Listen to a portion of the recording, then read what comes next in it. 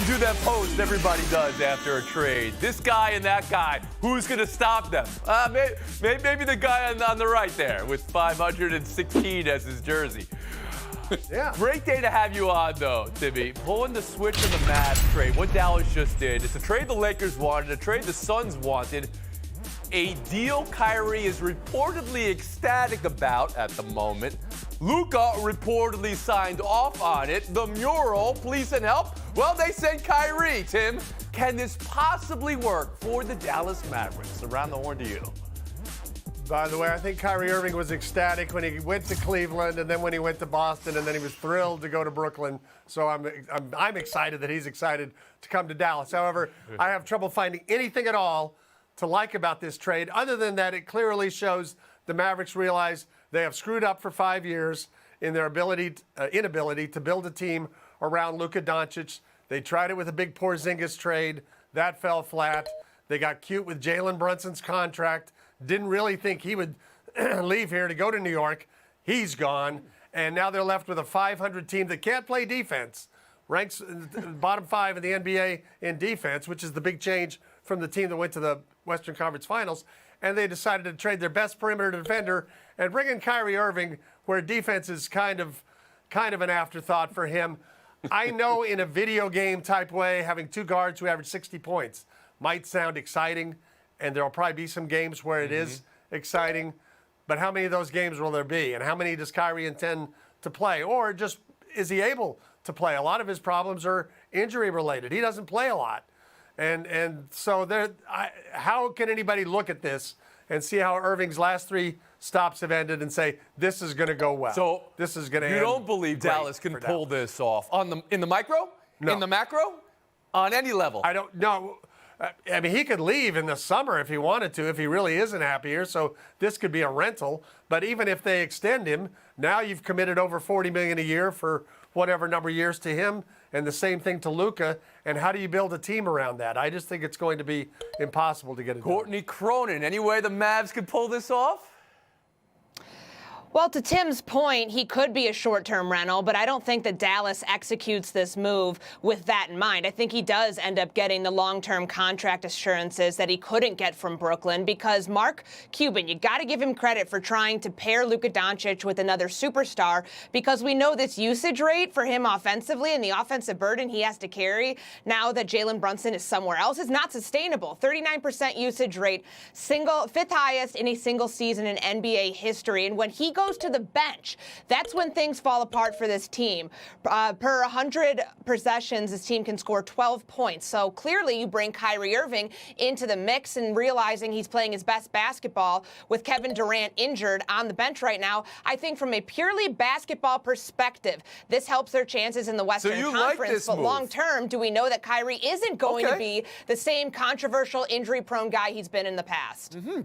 But you do believe Luka and Kyrie can work on a basketball level together for the Mavericks this season, right now? I think that this is still going to be a very ISO, switch-heavy team, and there is only one basketball, so they're both ball-dominant players. If they can work that out, that's okay. Defensively, though, that's everybody's biggest mystery that we're going to have to solve the next couple months. David Dennis Jr. Yeah, let's start with the good here. To Courtney's point, the Mavs, when Luka's on the floor, have the best offensive rating. When he's off, they have the league's worst. So when Kyrie is going to be in the game and Luka's out, he'll sort of offset that a little bit. Now let's get to the bad. The bad is everything else. The defense is going to be a disaster. You've traded 2 role players, 2 important players, for a guy that's going to make that defense worse, and then does not make them sort of shoe-ins for the finals or a championship. And to Tim's point, Kyrie can leave in the summer. So the Mavericks are looking at a future in which they have no Finney-Smith, no Dinwiddie, no Kyrie, and Luka's looking around saying, I really don't have any help. I thought I didn't have help last season. I really don't have any help. And the clock starts ticking for Luka, and how long before he starts saying, I need to go someplace else where I actually get support with the roster. And now Kevin Blackistone. The West, maybe it's wide open this year. Could a Luka and Kyrie duo bring the Mavericks into the conversation here? I mean, in the short term, as you just put it, after the All-Star break, if Luka comes back and he's healthy, if Kyrie plays on planet Earth and not whatever other planet he tends to play on at times, then yes, they can cause quite a mess in the West. However, the track record, the resume, we know it. You're talking about a guy in Kyrie who's had one super successful season in the NBA, and that was when LeBron James joined him, passed him the ball. He was basically the MVP of those finals, and it looked great. But he left a guy in the prime of his career who, in some books, is arguably the greatest player ever. And we know the rest of the history. He's walked out on people. He's been in the backcourt with great players like James Harden. He's played with guys like KD. He was with a great young offensive team in Boston, and that didn't work out. So based on all of that, I can't see how I can argue that it's going to work just because he's in Luka. I appreciate, though, from a basketball standpoint, Tim, if we could just drill down on that, the expression, there's only one ball. You heard that. But what Kyrie and Luka could do well together. I think it's a long shot. You made one good point there about the Western Conference. There are two really good teams, Denver and Memphis. It falls off drastically after that, and everybody from 3 to about 13 is in the same boat. So that's the hope. That is the hope for this year. But beyond that, I just don't see how these two, it just doesn't seem like a match made and something that's going to work. David Dennis brought up the idea that this could hasten Luka thinking in a year or two now, maybe this franchise will never figure it out. Do you believe that to be the case? I think that's the real problem here. I think, the further they get from a nice balanced team around him that looks like what they had last year, but a little better with Brunson and Dinwiddie and Finney-Smith and those kind of players, then the quicker it is for Luka to say, I love Dallas, but I got to get out of here. Well, they needed to do something because they essentially opened the door for Kyrie to leave. If Josiah, Bobby Marks, if you don't want Kyrie Irving on that team, just get rid of him. Don't make this contract where you have to win a championship to get a third year on that contract. That was asinine. There was no way that was going to work. So, yeah, they had to do something, but now they're staring at a situation in which they had Harden, Kyrie, KD, and 7 playoff wins total to show for it, and KD with 1 foot out of the door. This is an all-time disaster from all levels from the Nets. Mm-hmm. Sean Marks, of course, is who you're speaking of. Kevin, you came on the show on Friday and you said, do not trade him. Do not acquiesce. Do not make a deal. They did. What do you think of it? I think it's a bad deal. I mean, I think you hung your hat on 3 players. You got 2 left. 2 great players. Make it work. Not only that, remember, Kyrie was playing fantastic basketball with Kevin Durant out. He was averaging like 33 points a game. I mean, he was playing more focused than maybe he's ever played since he's been in Brooklyn. So you gotta make that work. Now what do you have? Now you have KD left. He's going to be looking around. He's not going to want to be there. Now you got to start to rebuild all over again. I tell you what, a lot of this has got to go on Sean Marks. You mentioned him because he's the one that put this team together. It has imploded. It has not worked. It has been a grand disaster. Can they save it in the next 3 days before the deadline, Kalisha? Could there be a deal they make to get into a better place, or could they be in a better place right now? I think both teams are talking a lot, as our other teams, but I do think they have better depth now. We talked about the Nets don't have any depth on that team they had before. They've got some players who can play, but is Durant ready to come back and lead them? And is he committed to doing that? I mean, he went to Brooklyn with the idea of playing with Kyrie and then the idea of Harden being there. And now they're all gone. Is he totally 100% on board with being in Brooklyn? Would you see a world where Kevin Durant is moved by Thursday's deadline, Tim? I mean, everything at this point is possible, yes. Courtney Cronin, how about you? Yeah, I absolutely could see Kevin Durant wanting out if he doesn't think that this newly constructed team with Dorian Finney-Smith, who is one of the best 3-and-D wings in basketball, you get about 18 points a game from Spencer Dinwiddie. If that's not what he thinks can lead this team that's currently 4th in the Eastern Conference to the NBA Finals, then maybe he does request out. But I really, back to David's point, 3 trade requests from their superstars in the last calendar year. That's a major black eye on this Nets front office. They don't get off scot-free here at all, despite Kyrie and when the trade request went down on Friday. Nor does Durant. He was the one who single-handedly chose Kyrie Irving, right, instead of Steph Curry. Could a deal for a DeMar DeRozan in Chicago, because you know the Nets are making the deal with Dallas because they like the chance to move some more pieces. That's why they didn't trade for Chris Paul. That's why they didn't trade for Russell Westbrook. Could a DeRozan satisfy the Nets here?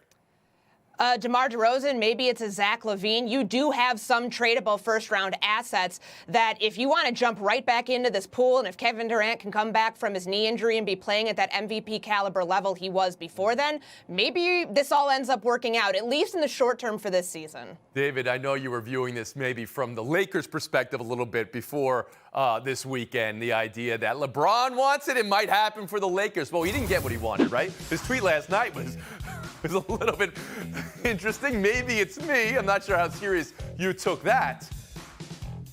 But they did put a deal on the table, and the Nets didn't take it, and now what's LeBron to do? I mean, maybe it is kind of him, because one of the reasons the Lakers are in this mess is because you demanded to have Russell Westbrook, and that was a disaster. But in terms of overall, the Lakers need to figure out what they are going to do. They're holding on to these picks for future players who are not going to be as good as LeBron is right now, and the Lakers are in purgatory. Either you blow it up, get rid of LeBron and AD now, or you try to build a championship team with what you have. But this middle ground where you're not making the playoffs and you're holding on to these picks is not servicing anybody. So you have LeBron moving at the trade deadline. You have Anthony Davis moving at the trade deadline. Maybe Kevin Durant moving at the trade deadline. Busy week. End of the season. I think everybody's going to stay put by the trade deadline, but something's got to give between now and the summer. The NBA probing into the report that came from The Athletic that acquaintances of Ja Morant allegedly aggressively confronted members of the Pacers traveling party near the team's bus after a game last week. But the most significant detail came after, again, allegedly. A red laser was said to be trained on members of the Pacers, and it's said to have come from a slow-moving SUV, an SUV Morant was reportedly riding in. So there's wonder there if there was a gun involved. That has not been confirmed. There has been, quote, fear of retribution, end quote, among those cited in the article. The NBA, in its review, could not corroborate that anyone threatened anyone with a weapon. Ja Morant has publicly posted suggesting that his family has been given a bad name throughout all this. The investigation was not real. So, Kevin Blackstone, is this serious for the NBA, and what is this for Ja Morant? Well, you know, it's one thing to get into a beef with somebody during a game in which the league may look into it and then decide to suspend you. It's another thing entirely to get into an apparent beef with somebody off the field where someone alleges that maybe a gun was pulled, and to have your name dragged into that. I think Ja Morant, who has been one of the fan favorites and league favorites since he's come into this league, needs to recognize that and do whatever he needs to do to rectify the situation before he gets a stain on his name. So does that mean to come out and publicly address this in a more concise way or clear way with more visibility into what happened? Oh, yeah. Well, I mean, the tweet that he issued about this was not was not going to win an explanatory journalism award. Let's put it that way. I mean, I think he needs to come out and say exactly what happened and vow that it'll never happen again. And it's been misunderstood. David, Kevin just said Morant's one of the most popular faces of the NBA. Grizzlies were a very likable team, at least at one point. Where is the NBA right now with this investigation? Yeah, this is about Ja Morant getting his proverbial house in order. Before we even get to the laser, before we get to the slow-moving SUV and the threats, why is your, crew of folks arguing with Pacers travel team 15 to 20 minutes outside the game in the first place? I understand tempers flare, mistakes happen, but Ja Morant needs to get his folks together. They cannot be doing this, and whoever was responsible for sparking all this cannot be part of his crew and cannot be coming to these games going forward just for his own career's sake. Tony Cronin. The Grizzlies need to realize how some of their actions have been affecting the overall outcome lately. They're number 2 seed in the West. Dillon Brooks in the hard foul the other night comes into question. And then, of course, on top of everything else, now we're dealing with this with Ja Morant. Next year, his 5-year extension kicks in. He's going to make upwards of $195 million. Do you really want to throw that away based on the company you keep and putting yourself in jeopardy? And to speak to the bigger picture here, fans sitting courtside have to abide by a certain decorum. You can't be walking out onto the floor, and you certainly can't be getting into it at this level with players on the floor. And Tim Kalishow, your view of all this. Remember, a slow-moving SUV reportedly, a laser trained on members of the Pacers reportedly, and that Morant was in that car. Yeah, none of it's good for Ja Morant. And while you can say a player can't be held accountable for all the actions of his friends and everybody he knows, these are people who are on the front row of the game, his tickets and all the rest. And as you showed in the video, one of them is just walking out on the court during the game, yelling at some Pacers players. So is that the issue for the NBA, that fans are now at courtside believing they could just walk out on the court and talk? Well, the NBA is partly responsible for that. They've got people 3 feet away from the action for those multi-$1,000 tickets. And this is always something you concern yourself with. This looks a little more concerning. Buy or sell too. Latest on Steph Curry's timeline with the injury. Several weeks. What's being reported. Doctors calling it partial tears to his superior tibiofibular ligaments. Warriors the 8th seed right now, but a game away from being the 11th seed, which, does not make the playoffs. David, are you starting to wonder about the Warriors making the playoffs? Yeah, I'm a little concerned. Their season comes down to these next 40 games. This team is a championship team and has the capability of, if they're in the playoffs, I wouldn't be surprised they made the finals. But they have to get there, which means that they have to figure out how to stay at least 500 over the next 4 weeks, with Poole stepping up and Clay and Draymond being dominant on defense. They have to figure it out while Steph is gone. Are you concerned whether they can do that? Can they be a 500 team without Steph? No, I am extremely concerned. They did decently when he was gone last time, but that was part of a long homestand. Now they got to win some of these games on the road with him gone. So, yeah, I have a lot of concern about them being able to do that.